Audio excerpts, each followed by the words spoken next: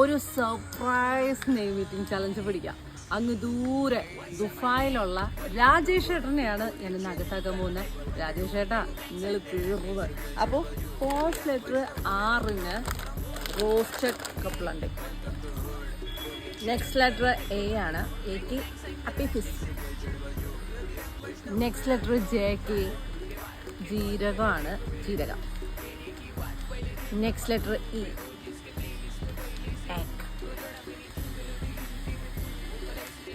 Next letter എസിന് salt soda. Last letter എച്ചിന് honey.